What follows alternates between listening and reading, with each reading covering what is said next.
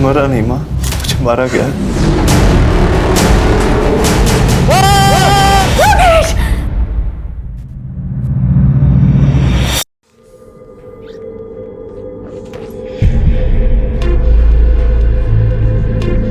करिश्मा! करिश्मा! करिश्मा! करिश्मा! योगेश, क्या हुआ? क्यों चिल्ला रहे हो? कहाँ है मेरी दवाइयाँ? वो डस्टबिन में डाल दी थी मैंने। मेरी दवाइयाँ उठा के तुमने डस्टबिन में डाल दी? वो तुमने कहा था ना तुम अच्छा महसूस कर रहे हो, तो इसलिए मैंने महसूस कर रहा हूँ। तुम लोग मिलकर ना मुझे पागल करना चाहते हो, है ना? ये करना चाहते हो ना तुम लोग? ऐसा क्यों करना चाहोगी? मैं तुझे छोड़ूंगा नहीं, बिल्कुल भी नहीं छोड़ूंगा। योगेश, योगेश, छोड़ करिश्मा को, छोड़ करिश्मा। तू बैठ, शांत हो जा, शांत हो जा। एक लंबी सांस ले, एक लंबी सांस ले। देख बेटा, हम दोनों का तेरे अलावा कौन है? हम तेरा भला चाहते हैं और तेरे अच्छे सेहत की कामना के लिए ही मैं वैष्णो देवी गई थी ना। और आज भी हम दोनों इसीलिए ही जगराता में जा रहे हैं। करिश्मा, तुझे ब्यूटी पार्लर जाना था ना, जा हुआ पार्लर। मैं तुझे जगराता में ही मिलूंगी। जी माँ। जा।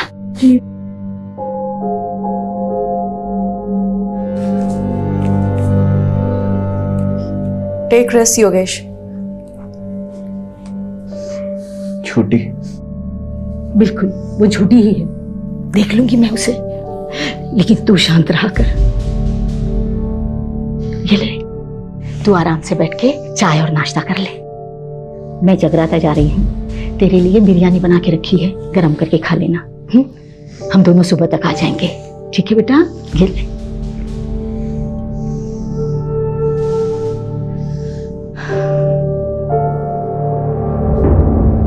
सब झूठ है, सब।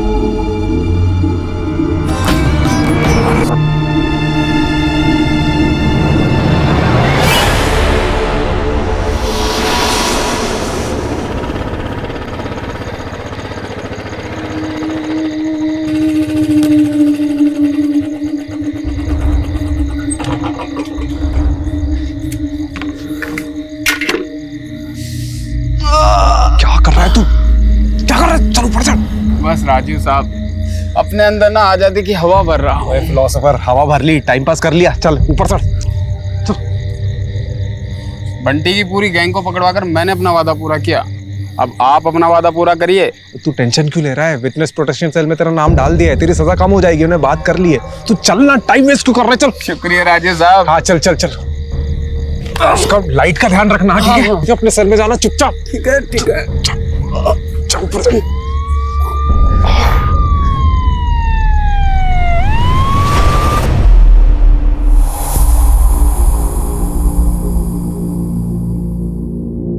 एक क्रिमिनल को पकड़ने के लिए दूसरे क्रिमिनल को जेल से भगा दिया।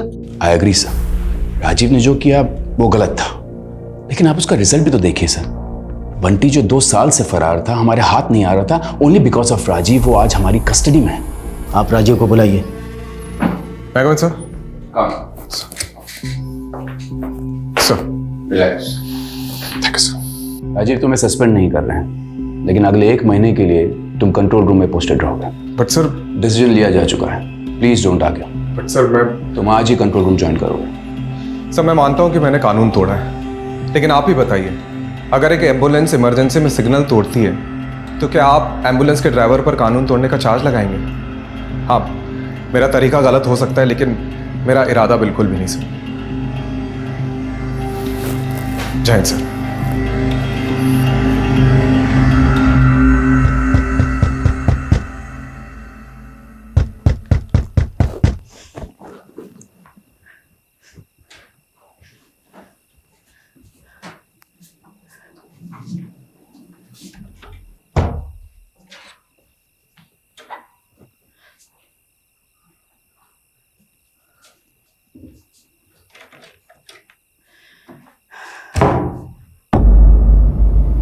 योगेश,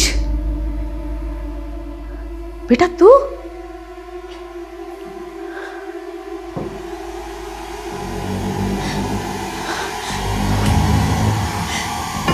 क्या है ये?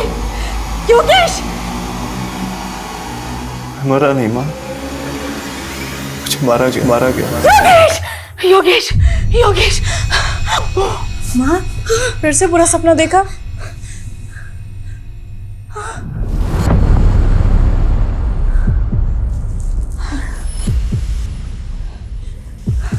आप पानी पीजिए।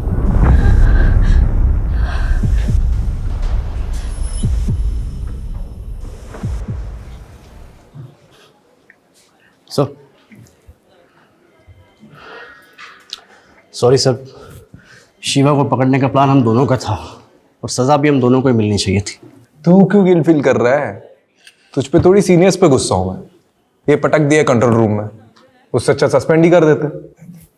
सर, आपकी माताजी आई है। मेरा मतलब आपकी मम्मी की सिफारिश लेकर कोई माताजी आई है। कौन है? मेरा नाम गीता गुप्ता है और ये है मेरी बहू करिश्मा। आपकी माँ जब भी यहाँ होती है तो वो और मैं एक ही माता की चौकी मंडली में जाते हैं। ओह, आई एम सॉरी बट 4 महीने पहले आपके ही बेटे योगेश की हार्ट अटैक से मौत हुई थी, राइट? मेरे बेटे की मौत हार्ट अटैक से नहीं हुई, उसे मारा गया था। एक सेकंड। आपकी बेटे के मौत के 4 महीने बाद आप ये कह रही है कि उसका मर्डर हुआ था। ये किस बेसिस पे कह सकती है आप? उसने मुझे खुद बताया है कि उसका मर्डर हुआ है। योगेश! मरा नहीं माँ, मुझे मारा गया। उसने मुझे सपने में आके ये सब बताया। देखिए, मैं जानती हूँ आपको मम्मी की बात तो विश्वास नहीं होगा, पर जब से योगेश गए हैं तब से मम्मी को डरावने सपने आने लगे हैं। योगेश मुझे कुछ कहना चाहता है, वो अपने मौत का इंसाफ चाहता है, इसीलिए हम दोनों यहाँ आए हैं। गीता जी, मैं आपसे क्या कहूँ? देखिए, मैं चाह कर भी आपकी मदद नहीं कर सकता क्योंकि आपके पास कोई केस ही नहीं है। देखिए, किसी भी डरावने सपने को बेस बना के हम इन्वेस्टिगेशन नहीं कर सकते। इसका मतलब तुम्हें मुझ पे विश्वास नहीं है? देखिए गीता जी, आई एम रियली सॉरी, मैं आपकी कोई मदद नहीं कर सकता। ठीक है बेटा, जैसी तुम्हारी मर्जी।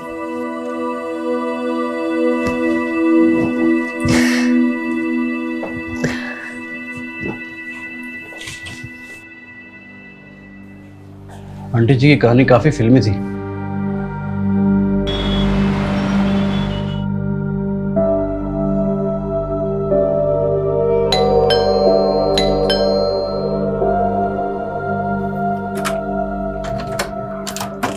अरे आप लोग यहाँ इस वक्त?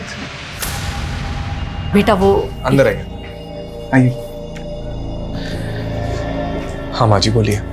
योगेश के गुजरने से 2 दिन पहले उसका फुल बॉडी चेकअप हुआ था। अब देखिए, वो बिल्कुल तंदुरुस्त था, फिर ऐसे कैसे अचानक उसे हार्ट अटैक हो सकता है? देखिए माँ जी, आपको ही पता है कि आजकल 25-26 साल के लड़कों को भी हार्ट अटैक आ जाता है। वर्क प्रेशर है, स्ट्रेस की वजह से भी हो सकता है।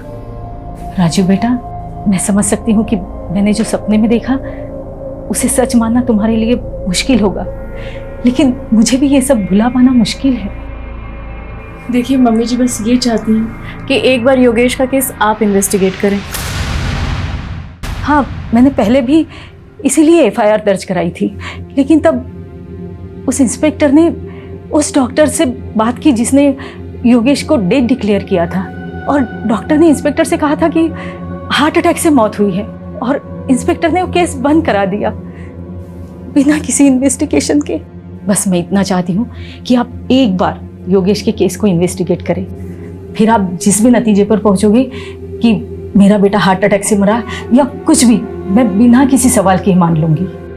कम से कम मुझे ये अफसोस तो नहीं रहेगा कि मैंने सच्चाई जानने की कोशिश ही नहीं की। ओके, कल आप दोनों हेडक्वार्टर आ जाइएगा। मैं केस को रीओपन कराने का रास्ता ढूंढता हूँ। सर आप भावुक होकर भूल कर रहे हैं। इस केस को हाथ में लेने का मतलब है हवा को हाथ में पकड़ना। कुछ हाथ नहीं लगेगा सर। सर ये लीजिए, चाय पीजिए। सर आप बताइए इन्वेस्टिगेशन कैसे करेंगे? मुझे पता है कंट्रोल रूम से इन्वेस्टिगेशन अलाउड नहीं है, पर गीता जी जिद पे अड़ी है। एटलीस्ट उनको तो सुकून मिलेगा, अनऑफिशियली सही, लेकिन मुझे करना पड़ेगा। और पता है कल क्या कह रही थी? योगेश की डेथ के 2 दिन पहले उसका हेल्थ चेकअप हुआ था और वो पूरी तरह से फिट था। सर वैसे ही उसकी डेथ रिपोर्ट भी कह रही है there is no foul play. और सर हार्ट अटैक आजकल लॉटरी की तरह हो गया है, कब किसकी निकल जाए कुछ पता नहीं। सर एक बात बताइए, एक तो 4 महीने पुराना केस है, ऊपर से लाश का पोस्टमार्टम नहीं हुआ है, सारी की सारी अस्थियां गंगा में बहा दी गई है। बचा क्या है हमारे पास इस केस में सर, सिवाय एक माँ के सपने के? आइए गीता जी, शुरू से शुरू करते हैं। 29 मार्च जिस दिन आपके बेटे योगेश की डेथ हुई थी, उस दिन क्या क्या हुआ था? 29 मार्च को सुबह 4 साढ़े 4 बजे के आसपास मैं और करिश्मा जगराता से वापस घर पे लौटे थे।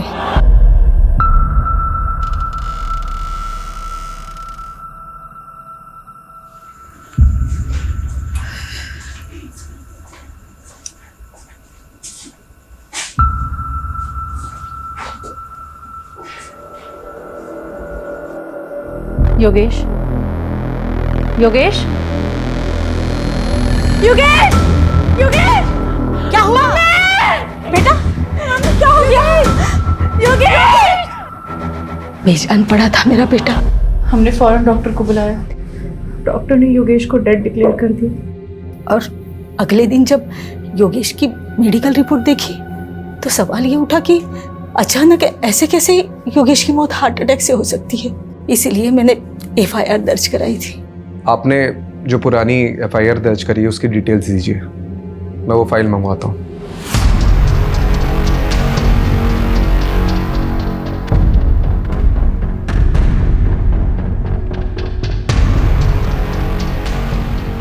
केस रीओपन हो रहा है, इसलिए योगेश के इंश्योरेंस क्लेम पास होने में थोड़ा वक्त लगेगा, लेकिन तुम्हें पैसों की चिंता करने की कोई जरूरत नहीं। मैं तुम्हें हर महीने। माँ प्लीज, मुझे पैसे की जरूरत नहीं है, आप खाना खाइए।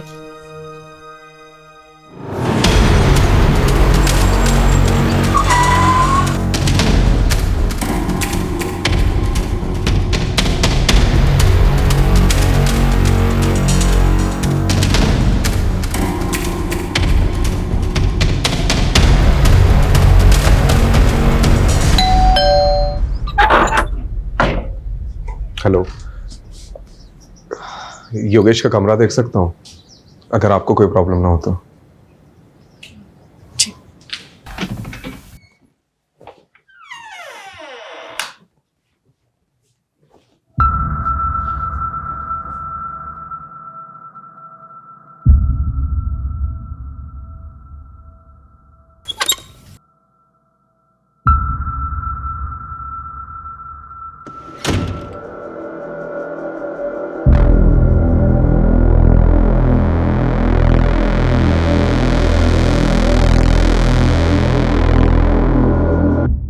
ये दोनों मेरे पोते हैं, युवराज और योहान, दून स्कूल में पढ़ते हैं।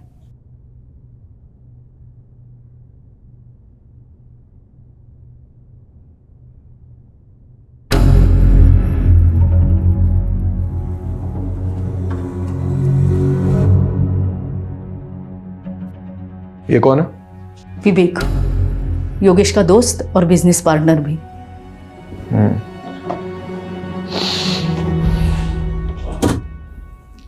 ये लैपटॉप किसका है? योगेश का। करिश्मा जी, आपके पास योगेश की कोई फोटो होगी उस दिन की जिस दिन उसकी डेथ हुई? मेरे बेटे युहान ने अपने भाई के लिए लिया था। युवराज का बोर्ड एग्जाम था, इसलिए वो अपने पापा को आखिरी बार देखने नहीं आ पाया था। योहान से कांटेक्ट करके वो फोटो मुझे भेज दीजिए। और भी कोई वीडियोस या फोटोज लिए गए होंगे विधि के समय तो वो भी भेज दीजिएगा। मैं ये लैपटॉप और हार्ड डिस्क लेके जाता हूँ, कुछ इन्फॉर्मेशन मिल सकती है।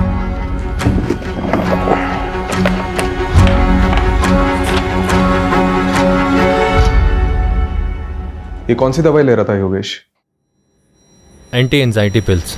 आज जो अपॉइंटमेंट है आप उसकी लिस्ट लेके आए। देखिए आज डॉक्टर साहब मुझे अभी आपसे बात करनी बहुत जरूरी। ओके ओके, काम डाउन नहीं डॉक्टर साहब, काम डाउन। नहीं डॉक्टर साहब, योगेश काम डाउन। क्या चल रहा है आपको समझ में नहीं आ रहा मेरे साथ क्या हो रहा है? योगेश शांत हो जाओ, शांत हो जाओ योगेश, रिलैक्स। अब बोलो योगेश, क्या बात है? सो नहीं पा रहा हूँ, कल भी पूरी रात जगा रहा मैं।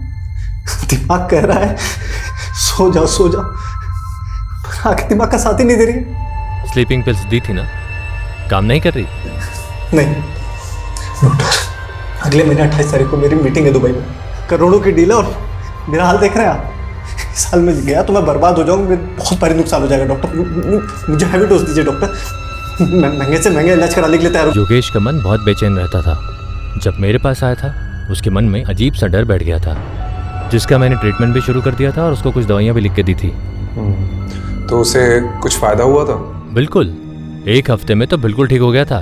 क्या एंजाइटी से हार्ट अटैक हो सकता है? चांसेस हैं, एंजाइटी के कारण हार्ट अटैक हो सकता है, लेकिन सुसाइडल टेंडेंसी भी हो सकती है।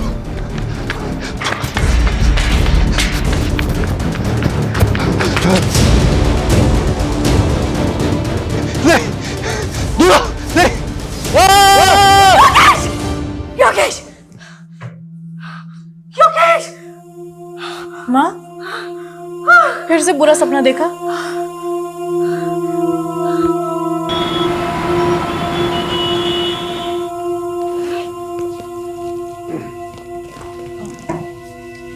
इस पेनड्राइव में योगेश की आखिरी फोटोज हैं और एक रिलेटिव ने फ्यूनरल की कुछ वीडियोस भी ली थी, वो भी हैं। Okay, thank you. वैसे उस रात जब आप दोनों जगराता के लिए चले गए थे तो योगेश से मिलने आया था कोई, या कुछ अजीब हुआ था उस रात? ऐसा कुछ नहीं। एक बात याद आ रही है, योगेश की सेक्रेटरी आयशा और विवेक ये दोनों फ्यूनरल पर नहीं आए थे, जबकि विवेक योगेश के बहुत क्लोज थे। रस्तोगी, आयशा और विवेक का नंबर ले लो। सर जब से कैमरा आया है मतलब लोग कुछ भी शूट करते हैं, बताओ फ्यूनरल की भी रिकॉर्डिंग करते हैं, अजीब है। सर इस केस से कुछ मिलेगा भी या नहीं? चांसेस तो बहुत कम है, लेकिन अभी भी 3 लोगों से पूछताछ बाकी है। एक विवेक, योगेश का बिजनेस पार्टनर, और दूसरी आयशा, उसकी सेक्रेटरी। तीसरा कौन है सर? योगेश के घर का वॉचमैन बबलू, क्योंकि गीता जी और करिश्मा के जाने के बाद क्या हुआ उसी को पता होगा। देखते हैं वॉचमैन ने कितनी वॉच रखी घर पे। ये कितनी गाड़ियाँ?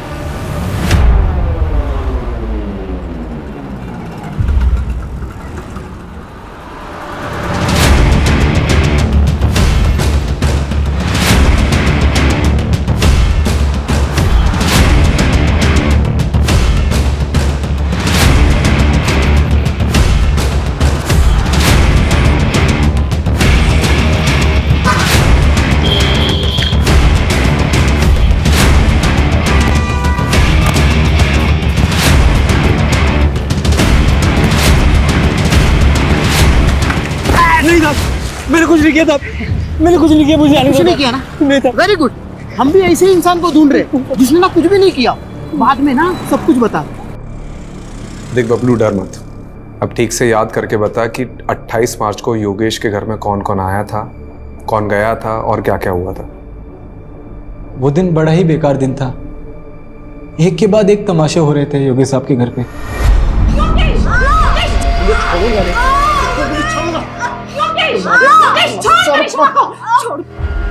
फिर गीता जी आई, उन्होंने योगेश साहब को समझाया।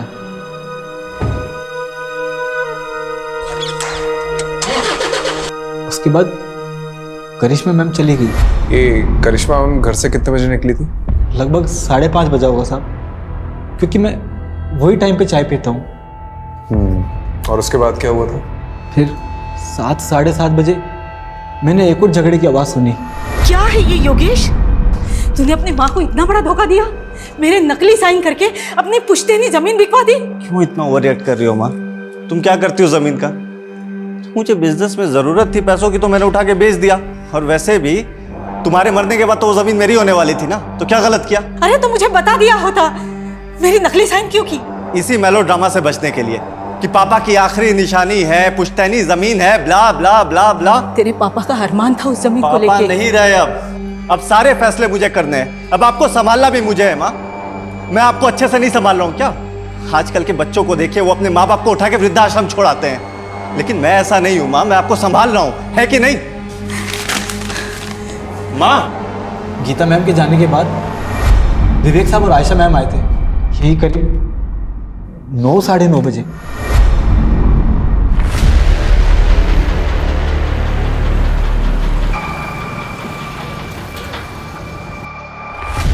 विवेक सर और आयशा मैडम जी जब आए तब घर के अंदर जाने से पहले दोनों काफी देर तक कार में कुछ बातें कर रहे थे।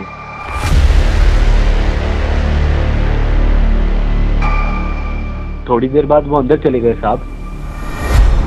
तो इसकी रजिस्टर में एंट्री क्यों नहीं करवाई? साहब ये दोनों अक्सर वहाँ मिलने आया करते थे। बबलू अब तो फिर से मत कहना कि तूने फिर से कोई झगड़े की आवाज़ सुनी थी।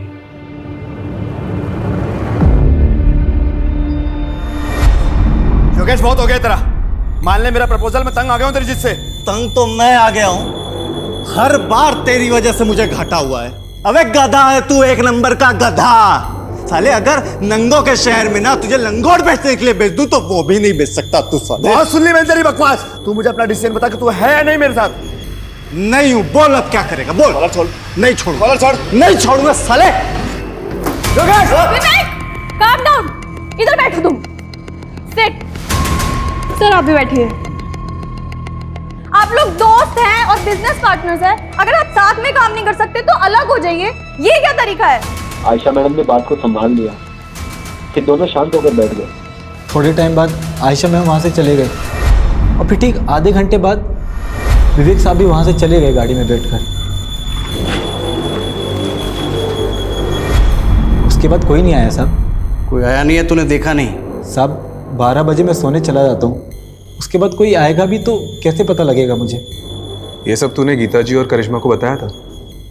नहीं साहब, किसी ने पूछा नहीं तो सामने से जाके क्या बताता साहब। वैसे योगेश साहब बहुत अच्छे इंसान थे साहब, दिलदार थे। अरे बबलू जी साहब। कोई वो तो कुछ नहीं साहब, बस वो। ये लो 1 लाख रुपए पूरे तुम्हारी माँ के इलाज के लिए, अच्छे से करवाना। शुक्रिया साहब, मैं ये रकम आपको जल्दी ही 1 साल में वापस लौटा दूंगा साहब। मेरे पैसे मेरे अपने ही खा जाते हैं। मजाक कर रहा हूँ, पैसे लौटाने की कोई जरूरत नहीं, ठीक है? शुक्रिया साहब, बहुत बहुत शुक्रिया। आपको ये सब सच लग रहा है सर? मुझे तो ये सब कहानी लग रही है। नहीं रस्तोगी जी, मुझे सिर्फ ये कहानी नहीं लग रही है, इसमें कुछ ना कुछ तो सच्चाई है। जी सर, आप सही थे। काफ़ी सारी नई चीज़ें निकल कर आई है इसमें। पता है, मैंने ये सोचा भी नहीं था कि ये केस ऐसे पलटेगा। पहले तो ये सिंपल हार्ट अटैक का केस लग रहा था, लेकिन अब 3 सस्पेक्ट सामने आए। पहला तो वो विवेक, योगेश का बिजनेस पार्टनर। जी सर, वो आखिरी इंसान जो योगेश के घर से बाहर निकला था। हाँ सर हो सकता है आयशा मैडम भी मिली हुई हो सकता है, क्योंकि आयशा और विवेक योगेश के फ्यूनरल पे नहीं गए थे, और ऊपर से करिश्मा ने जो विवेक का नंबर दिया है वो भी स्विच ऑफ आ रहा है। दूसरा सस्पेक्ट एक करिश्मा हो सकती है, क्योंकि इसके योगेश से बहुत ज़्यादा झगड़े होते थे। सर तो फिर तीसरा सस्पेक्ट कौन हो सकता है? योगेश की माँ है? गीता गुप्ता। एक हो सकता है उन्हें जो भी सपने आ रहे हैं वो कहीं ना कहीं उनके ही अंदर का गिल्ट है, जो उनको चैन से सोने नहीं दे रहा है। लेकिन सर वो खुद ये केस रीओपन करवा के अपने लिए मुसीबत क्यों खड़ी करेगी? कमलेश, उन्हें भी यही लग रहा हो कि हम भी यही सोचकर बैठे रहेंगे और उन पर डाउट नहीं आएगा, इसलिए वो खुद सामने से आई और केस को रीओपन करवाया। हाँ, नहीं बताया मैंने योगेश और मेरे झगड़े के बारे में, लेकिन इस झगड़े से योगेश की मौत का कोई लेना देना नहीं है। देखिए, लेना देना है या नहीं है वो तो इन्वेस्टिगेशन के बाद ही पता चले। खैर, आपने हमें पहले कुछ बताया नहीं है तो अभी बता दीजिए। उस रात तेरे पापा का अरमान था उस जमीन को पापा लेके। नहीं रहे अब सारे फैसले मुझे करने हैं। अब आपको संभालना भी मुझे है माँ। माँ, आपको बुरा तो लगा होगा योगेश के इस बर्ताव से। मेरा बेटा गुस्से में कुछ भी बोल देता था, लेकिन वो दिल से बुरा नहीं था। उस दिन जब मैं बाहर गई थी तो उसने मुझे थोड़ी देर बाद मैसेज किया था। हाँ, ये देखिए।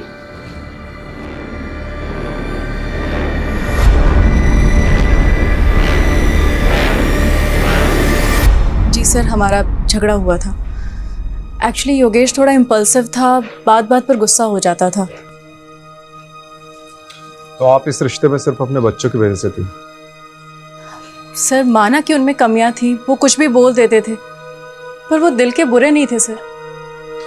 तो उस रात आपको भी सॉरी मैसेज आया होगा?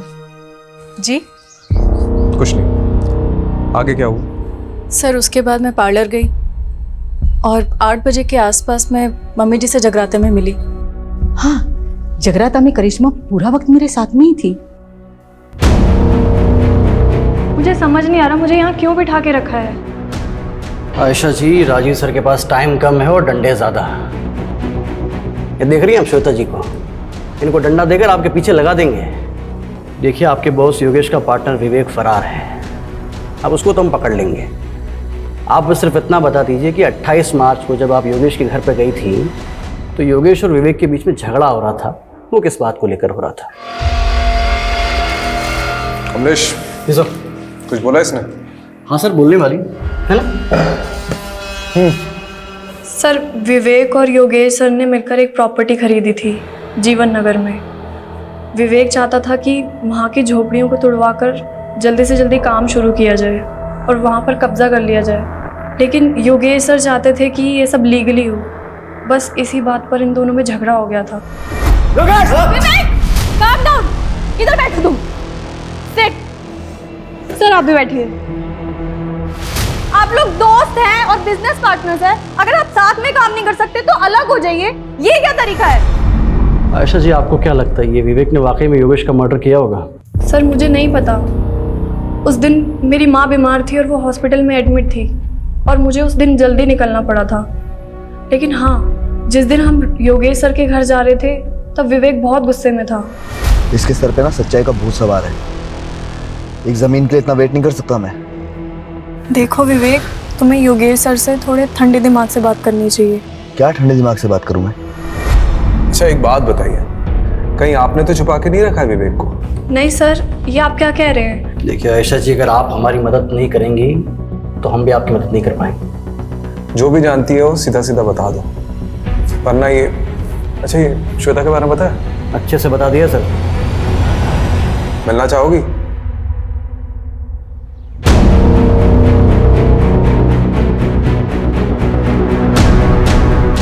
सर आयशा ने जो लोकेशन बताई थी उस पर हम नजर रखे हुए हैं।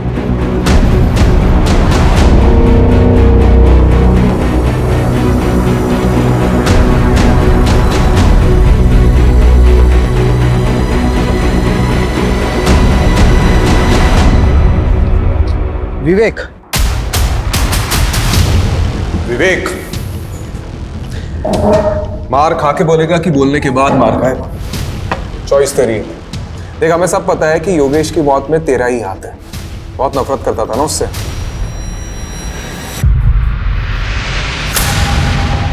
कितने? 12 लाख रुपए। और ब्याज कर मिलाकर कितने देने तेरे को? 15 लाख रुपए चोपड़ा को। चले एक बार मार्केट से पैसा उठाने से पहले मुझसे पूछ तो लिया होता। इस साले ने अपनी गाड़ी तक बेच दी। अब तुम शांत। चुप, कोई नहीं बीच में बोलेगा। योगेश, माँ आप भी चुप, एकदम चुप माँ। इससे गलती हुई है और इसे इसकी गलती की सजा मिलनी चाहिए। क्यों साले, है ना? यह है तेरी गलती की सजा। नई गाड़ी तेरे लिए। पर योगेश, अरे रख, चोपड़ा को मैंने आधे पैसे दे दिए हैं और आधे उसको तू देगा, ठीक है? और अब ये सब सारी चीजें खत्म कर और चुपचाप मेरे साथ बिजनेस में आ जा। चुप, चल आ जा। सर मैं क्यों उसे मारूंगा? योगेश और मैं तो भाइयों की तरह थे। हाँ, हम दोनों साथ में बिजनेस करते थे, लेकिन हम दोनों की सोच अलग थी, इसलिए हम दोनों के बीच में झगड़ा होता रहता था। मैं तो उसे कभी मारने का सोच भी नहीं सकता। आज मेरे पास जो कुछ भी है वो सब योगेश का ही तो है। भाई मानता था ना उसे, तो उसके फ्यूनरल पे क्यों नहीं गया? सर उस रात हमारे बीच में बहुत झगड़ा हुआ था और जब मुझे पता लगा कि उसी रात उसे हार्ट अटैक आया तो मुझे लगा कि सब कुछ मेरी वजह से हुआ है। मैं बहुत गिल्ट में था सर, इसलिए नहीं गया। गिल्टी तो हम भी मान रहे हैं। उस रात को योगेश के सर पे फ्लावर वास फोड़ने वाला था ना तू। आयशा ने हमें सब कुछ सच बता दिया है। नहीं सर, मैं ऐसा क्यों करूँगा? हाँ, हमारे बीच उस रात को बहुत झगड़ा हुआ था, लेकिन आयशा के जाने के बाद मैंने और योगेश ने दिल खोलकर बातें की थी। और सर, उसने मुझे अपनी तकलीफ के बारे में बताया था। कैसी तकलीफ?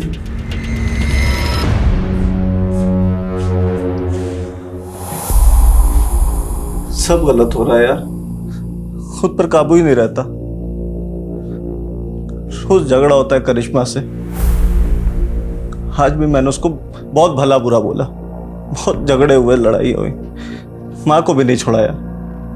अपनी इन्हीं हरकतों की वजह से मैंने बच्चों को यहाँ से दूर किया।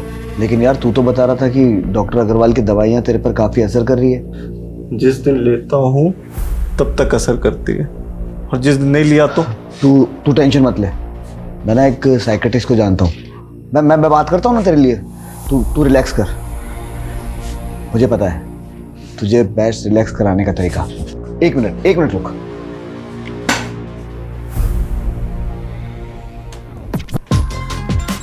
तेरा फेवरेट गाना, तेरी फेवरेट ड्रिंक के साथ में इससे बेस्ट रिलैक्सेशन कोई चीज हो ही नहीं सकती। सर, जब मैं वहां से निकला तो योगेश बहुत अच्छे मूड में था, और उसका मेरे जाने के बाद में मुझे टेक्स्ट भी आया। तेरे जैसा यार कहाँ ऐसा याराना। सर, अगर मुझे पता होता कि ये सब कुछ होने वाला है तो मैं वहां से जाता क्यों? ठीक है, तुम जा सकते हो, लेकिन हाँ, शहर छोड़ के जाने की सोचना भी नहीं। ठीक है सर।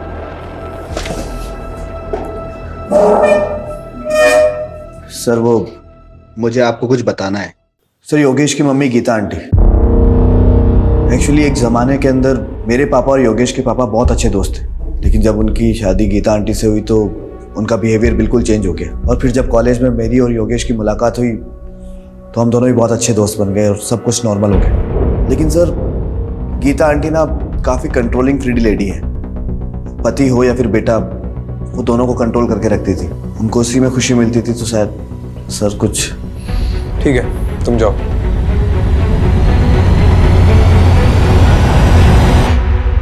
सर, वो हार्ड डिस्क ओपन हो गया है। कुछ मिला? सर, अभी तो देखना शुरू किया है, बहुत सारे वीडियो है। हेलो, हाँ ठीक।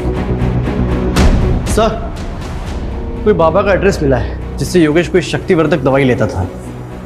शक्तिवर्धक दवा? और ये बाबा कौन है? ये बालक योगेश हमारी औषधियां ग्रहण करता था साहब। कैसी औषधि? बहुत दुर्लभ औषधि हैं और बहुत कीमती भी। ऐसी क्या खास बात है इस औषधि में? ये औषधि मानव को महामानव बनाती है साहब। खाते ही व्यक्ति के शरीर में ऊर्जा का संचार होने लगता है। ऐसे मान लो कि जैसे 10-10 हाथियों की शक्ति उसके अंदर आ गई हो।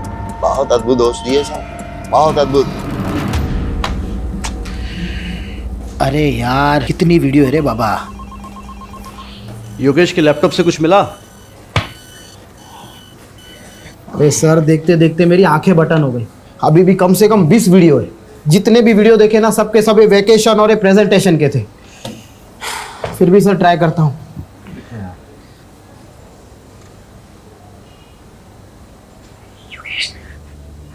दूर रहो मुझसे, योगेश दूर रहो मुझसे।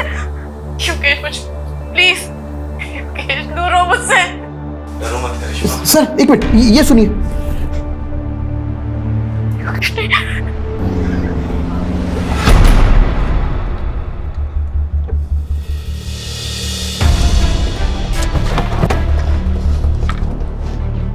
कहा ना मैंने, हर हस्बैंड वाइफ की तरह मेरे और योगेश के बीच में भी प्रॉब्लम्स थी, एंड इट्स नॉर्मल।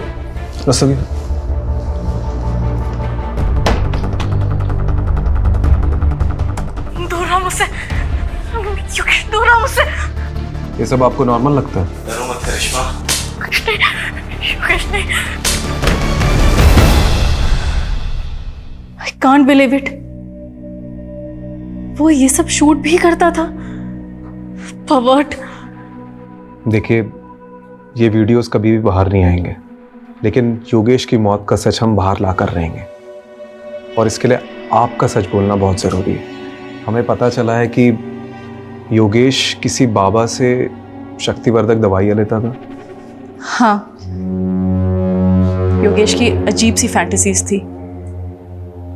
जब हम दोनों अकेले होते थे ना घर में, तो ऐसा लगता था उसकी फैंटेसीज को पंख लग गया हो। वो अजीब बिहेव करता था। करिश्मा आज ये ट्राई करते हैं, है ना? पागल हो गए हो क्या? This is so wild. बिल्कुल भी नहीं। करिश्मा कसम से इतना एक्सट्रीम तक नहीं जाएंगे हम। पति था मेरा, मैंने उसकी बात मान ली, लेकिन योगेश उस दौरान इतना वहशी हो जाता था, एकदम हैवानियत पे उतर आता था, जैसे मैं उसकी बीवी नहीं कोई शिकार हूं। दूर रहो मुझसे योगेश, दूर रहो मुझसे योगेश, मुझे प्लीज योगेश, दूर रहो मुझसे। डरो मत करिश्मा, योगेश नहीं, प्यार से मारूंगा। योगेश, योगेश,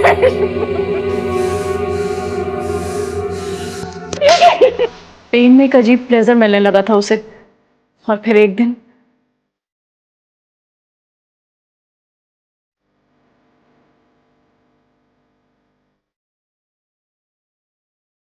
योगेश, क्या कर रहे हो तुम?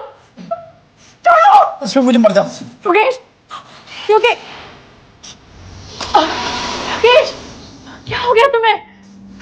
सॉरी करिश्मा, पता नहीं मुझे क्या हो जाता है। मैं कैसे ऐसा कर सकता हूँ? मैं कैसे तुम्हें मार सकता हूँ? योगेश, ये सब वो दवाइयों का असर है ना?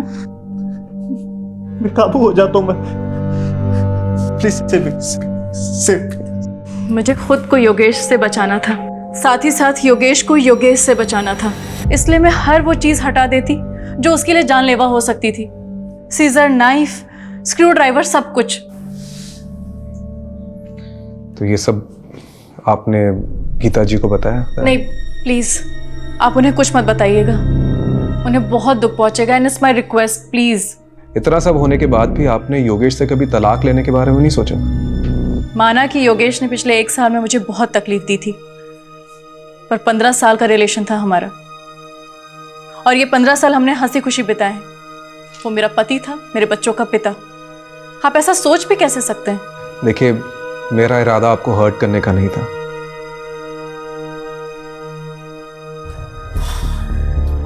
मुझे ये योगेश का कैरेक्टर समझ में नहीं आ रहा।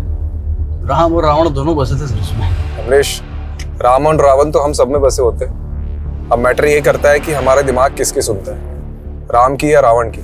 सर बात वहीं आकर रुक जाती है। योगेश का अगर मर्डर हुआ है तो मोटिव किसके पास था? विवेक, जिसकी उसने बहुत बेइज्जती की थी। नहीं नहीं नहीं, इन सब में सबसे ज्यादा सफर करिश्मा ने किया है। तो अगर किसी के पास सबसे ज्यादा स्ट्रॉन्ग मोटिव है तो वो है करिश्मा। सर आपका शक अगर सही भी है तो करिश्मा ने करिश्मा किया कैसे? योगेश की माँ ने हमें गवाही दी है, करिश्मा जगराते में रात भर उनके साथ। लेकिन ऐसा कौन कह रहा है कि हमें गीता जी पर भरोसा कर लेना चाहिए? वो भी तो अपनी बहू के साथ मिली हो सकती है। चेक करो, इन सब पर नजर रखो। और हाँ, इनके मोबाइल डिटेल्स, लोकेशन डिटेल्स और सोशल मीडिया डिटेल्स सब चेक करो, इंक्लूडिंग गीता जी।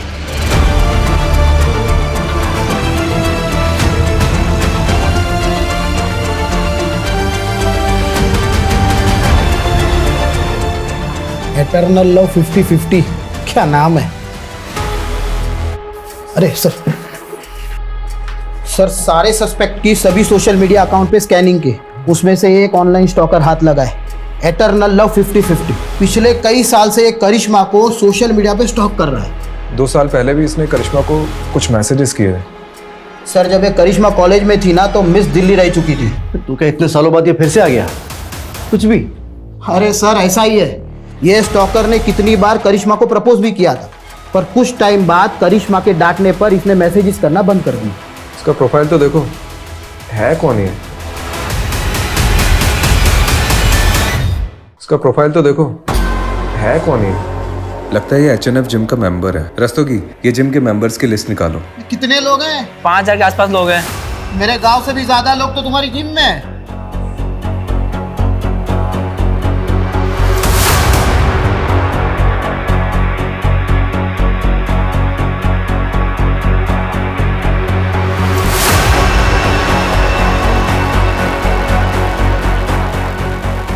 कुछ मिला? सर पूरा का पूरा कच्चा चिट्ठा मिला है। ये देखिए, हमने ये जिम मेंबर्स की लिस्ट देखी थी और इसमें जो ये नंबर्स दिए गए इन सब के लोकेशन को हमने मैच किया। उनमें से सर ये एक नंबर मर्डर वाली रात उसी एरिया में एक्टिव था। रात को 1 बजे इस नंबर पर पहले कॉल आया और उसके बाद एक मैसेज। ये नंबर एटर्नल लव का है? सर इस नंबर की हमने और डिटेल्स निकाली तो इसकी ब्राउजिंग हिस्ट्री से पता चला कि ऑनलाइन इसमें कोई ड्रग के बारे में सर्च किया गया था। हो सकता है इस ड्रग का इस्तेमाल योगेश के हार्ट को जमाने के लिए किया गया हो। ताकि नेचुरल डेथ की आड़ में मर्डर को छुपाया जा सके। ये नंबर किसके नाम पर रजिस्टर्ड है? हाँ मैं आ रही हूँ, लेकिन आप बताएंगे बात क्या है? अरे बैठ। देखिए आप ये ठीक नहीं कर रहे हैं, आप मुझे ऐसे जबरदस्ती नहीं रख सकते। ओह, तू कुछ नहीं बोलेगा ना तब भी तू फंस चुका है। एटर्नल लव, क्योंकि तेरे साथी ने सब कबूल कर लिया है। मुझसे गद्दारी? गद्दारी नहीं, समझदारी की उसने। अब तू डिसाइड कर तुझे क्या करना है।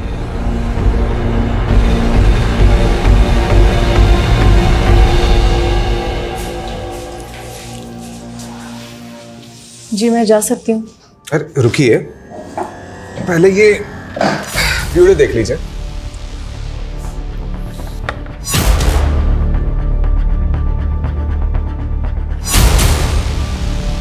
करिश्मा जी, आपके एटर्नल लव ने अपना जुर्म कन्फेस कर लिया है। और वो केमिस्ट जिससे आपने ब्लड थिकर खरीदा था, उसका भी पता हमने लगा लिया है। मेडिकल से खरीदा था ना, तो ढूंढते ढूंढते पैर दर्द करने लग गए मेरे। करिश्मा जी, अब तो कन्फेस कर लीजिए, थोड़ी सजा कम हो जाएगी। सब कुछ ठीक होता, लेकिन माँ को सपने आने लगे। सपने में योगेश देखने लगा। उन्होंने पुलिस स्टेशन आने का मन बना लिया, इसलिए मजबूरन मुझे भी उनके साथ आना पड़ा, ताकि उन्हें मुझ पर कोई शक ना हो। करिश्मा, अगर तुमने सब कन्फेस नहीं किया होता ना, तो हम लोग बच जाते। कोई सबूत नहीं था इन लोगों के पास। आकाश, तुमने पहले कन्फेस किया, इसलिए मेरे पास कोई रास्ता नहीं बचा। झूठ मत बोलो, देखा था मैंने तुम्हें इस लेडी कांस्टेबल को अपना कन्फेशन लिखाते हुए। बेवकूफ, मैं बस उसे इंफॉर्मेशन दे रही थी। अरे लवबर्ड्स, झगड़े क्यों कर रहे हो? हाँ, तुम दोनों की थोड़ी गलती है। वो तो हमने प्लान किया था तुमसे सच उगलवाने के लिए। करिश्मा जी ने एक दूसरा नंबर भी ले रखा था, जिसके बारे में हमें नहीं बताया। और उस नंबर की लोकेशन रात को 1 बजे योगेश के घर की थी। उस नंबर से हमें और भी इंफॉर्मेशन मिली है, लेकिन ये भी जरूरी था कि तुम दोनों अपने मुंह से उगलो।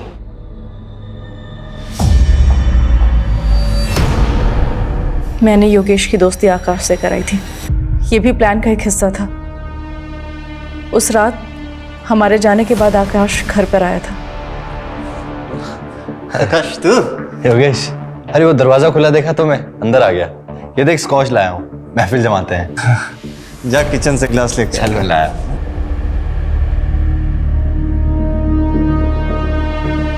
प्लान ड्रिंक में ब्लड थिकर मिलाकर पिलाने का था, ताकि किसी को शक ना हो।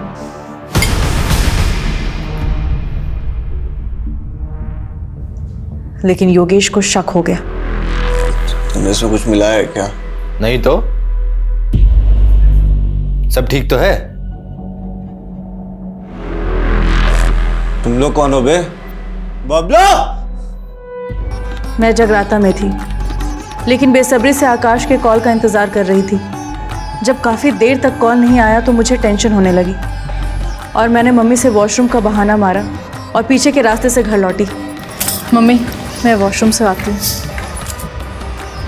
जब मैं घर पहुंची तो देखा कि योगेश अकेला सब पे भारी पड़ रहा था। योगेश! करिश्मा, अच्छा हो तुम आ गए। पुलिस को फोन करो। योगेश! ये आकाश मुझे मारने के लिए आए। योगेश! तुम्हें कुछ नहीं हुआ है, शांत हो जाओ। मैं आ गई हूँ ना, मैं आ गई हूँ ना। ये लोग मुझे मार देंगे। तुमने दवाई नहीं खाई है ना, इस वजह से हो रहा है। कुछ नहीं हुआ है तुम्हें, तुम आराम करो। कोई तुम्हारा दुश्मन नहीं है योगेश, आराम करो। मैं आ गई हूँ ना, सो जाओ, तुम सो जाओ। रिलैक्स रिलैक्स, तुम सो। तुम्हें आराम की जरूरत है ना? कुछ नहीं हुआ तुम्हें। जोर से मारो, बचना नहीं चाहिए।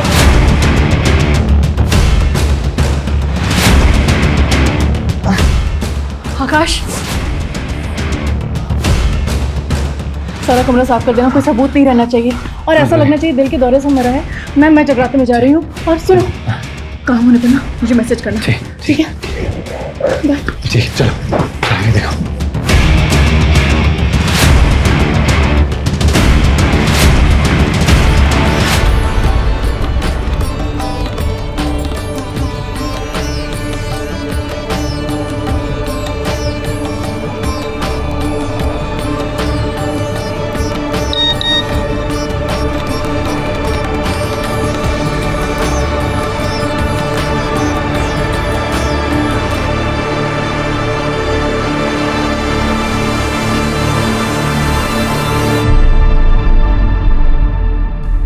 आकाश के साथ दोनों लोग कौन थे?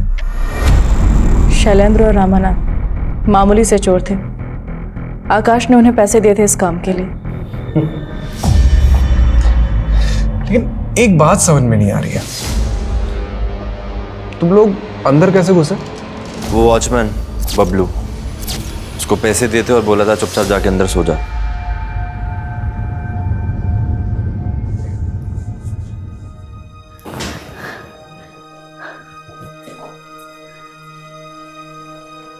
करिश्मा, तुझे अगर इतनी तकलीफ ही थी तो छोड़ देती मेरे बेटे को। जान से मारने की क्या जरूरत थी? कमलेश, रस्तोगी चलो।